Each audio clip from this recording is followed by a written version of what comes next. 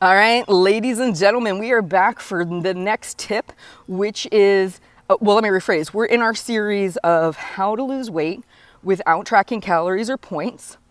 And our first video was all about butt in chair, food on plate, eating about every 4 hours, doing what I call delayed gratification with food, where if a random snack or treat comes across your desk, you say, this isn't my eating window. I put that aside. I incorporate it with my lunch. Basically getting you disciplined and consistent with certain eating times and intervals and not just impulsively eating food and reducing snacking.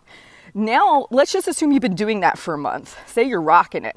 You're eating consistently off a plate. You're eating at these eating windows. Maybe you're seeing your weight starting to trend down. So then you say, well, what would be the next goal for me, Heather? Like, I've got that down. I'm doing super good with it. So the next goal would be what I like to call plate composition, which is when I look at your plate, what do I see? Do I see 50% of your plate covered in vegetables? Now, the answer for most people, and I've worked with some even vegetarians and vegans where their produce quantity was much lower than mine, and I am not a vegetarian or vegan, it would be to jack up your vegetables. And here's why. Even though we don't count calories or points in this video series, they actually matter. And whatever foods we can get on your plate to take up space that are low in calories, high in fiber and water content, the better you're going to do at this whole weight loss thing.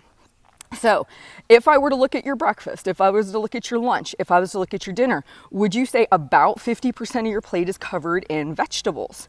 And by vegetables, by the way, I don't mean just like potatoes and corn. I mean more your low calorie, high water, high fiber vegetables, your broccolis, your cauliflowers, cabbages, all of the vegetables you would throw in a salad, right? Those kinds of vegetables.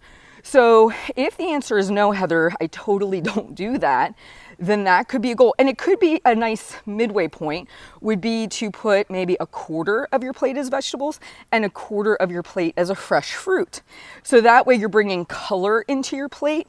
You're dropping the caloric amount of the plate by about 50%, and you are getting a lot of vitamins and nutrients. The other half of the plate would be like your proteins, hopefully lean proteins, no matter what protein you're consuming. And it could be then also some carbs and or dietary fat. But ultimately, if I look at your plate and I were to break it up into 4 quadrants, right, I'd see a vegetable, a fruit. Ideally, at some point, half of the plate would be the vegetables. But even if that's a good starting place for you, that's where you would want to begin. So we would be starting, and for most people, dinner is the easiest one. You're probably already making vegetables for your family. You might just want to incorporate maybe a nice vegetable soup, maybe a tossed salad, maybe you do a cooked and a raw vegetable, whatever works for you.